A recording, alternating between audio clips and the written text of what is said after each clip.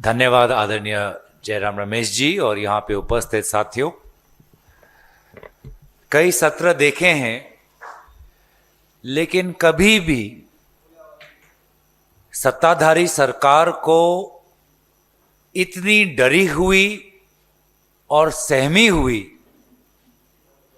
पूरे सत्र के दौरान नहीं देखा है और शायद पहली बार हमने इस सत्र में देखा जिसमें प्रधानमंत्री मोदी जी, गृह मंत्री अमित शाह जी संपूर्ण रूप से सदन की कार्यवाही से परे थे और अनुपस्थित थे। सदन के पहले की शुरुआत में हमने सरकार को जताया कि ये सत्र बहुत ही महत्वपूर्ण है। बहुत से महत्वपूर्ण विषय हम इस सत्र में उठाना चाहते हैं, जैसे कि सबसे पहले नीट परीक्षा में जो भ्रष्टाचारी हुई, दूसरा अयोध्या राम मंदिर के ट्रस्ट में जो चंदा चोरी हुई, तीसरा जो एथेनॉल के मामले में मिलावटी हो रही है, चौथा जो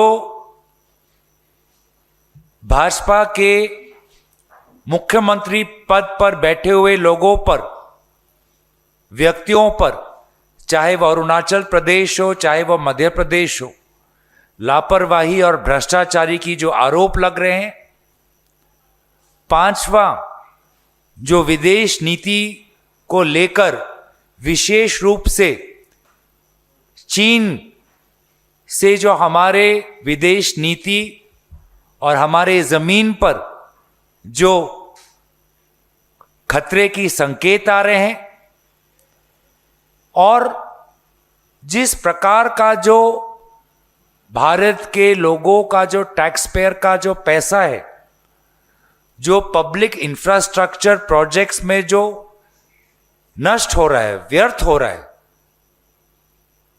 कहीं हाईवे गिर रहे नहीं, कहीं हाईवे में हम देख रहे हैं कि क्वालिटी में बहुत वहां पर बड़े बड़े प्रश्न हैं, एक्सप्रेसवे में, फ्लाईओवर में, एयरपोर्ट में, ये सारे जो पब्लिक इंफ्रास्ट्रक्चर जो प्रोजेक्ट्स हो रहे हैं, कहीं ना कहीं जिस प्रकार से भ्रष्टाचार वहां पे हो रहा है, जिसके कारण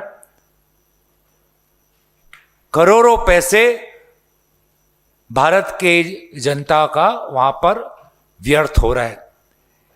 ये सारे महत्वपूर्ण मुद्दे हमने सरकार को पहले ही दिन, जिस दिन सत्र शुरू हुआ उससे एक दिन पहले रविवार को ही हमने सरकार को सचेत कर दिया था।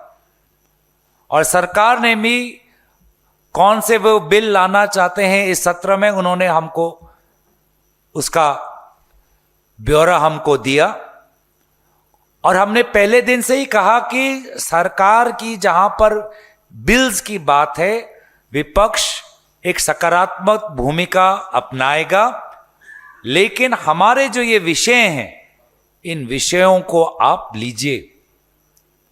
उसके बाद अब लगभग 21 दिन गुजर गए, सरकार ने अपने बिल्स दिन में उन्होंने पारित करवाए।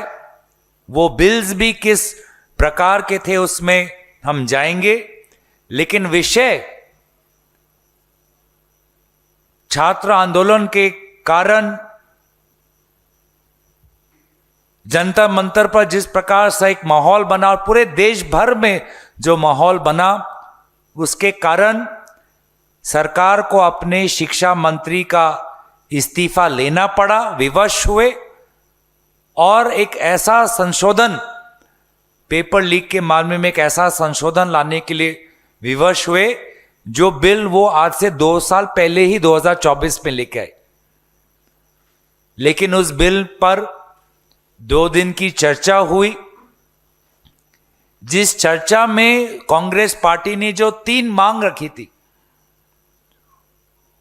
कि शिक्षा मंत्री का इस्तीफा, गृह मंत्री का बयान पेलेट गन पे, आंसू गैस पर, पुलिस अत्याचार पर, AK-47 पर, और तीसरा प्रधानमंत्री को खेद प्रकट करना चाहिए, उस 2 दिन के चर्चा में सिर्फ एक ही हमारी मांग पर सरकार ने समर्थन दिया, वो है शिक्षा मंत्री का इस्तीफा।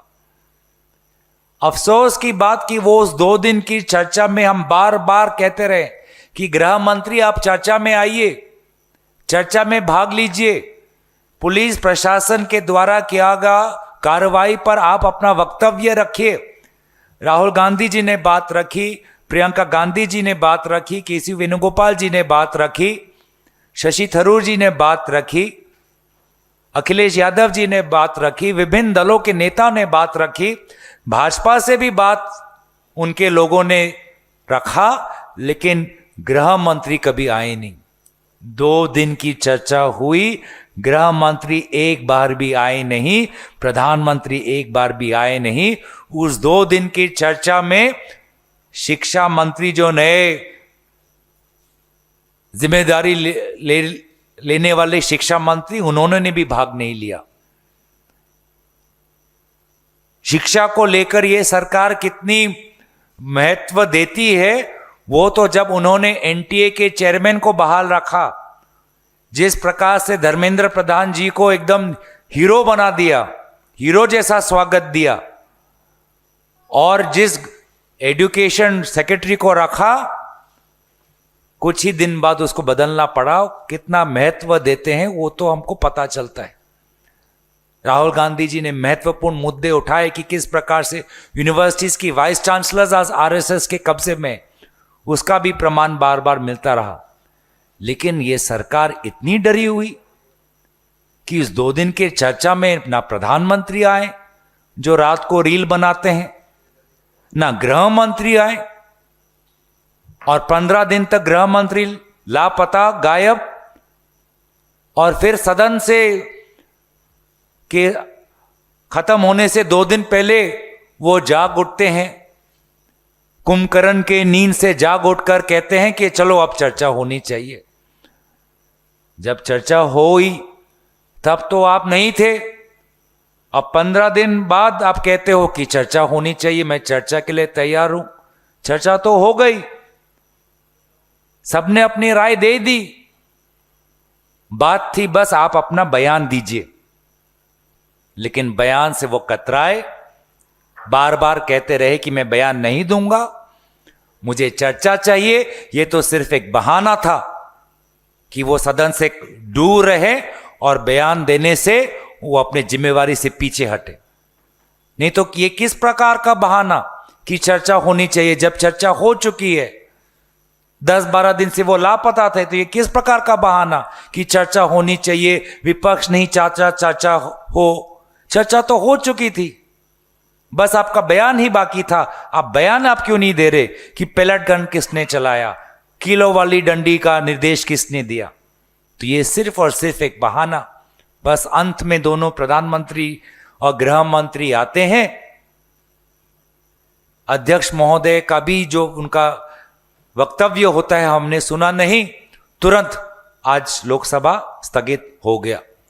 तो इतना जो ये 56 इंच की बात कहते हैं, हमें तो कोई 56 इंच का नेतृत्व का वजूद हमने इस सत्र में नहीं देखा।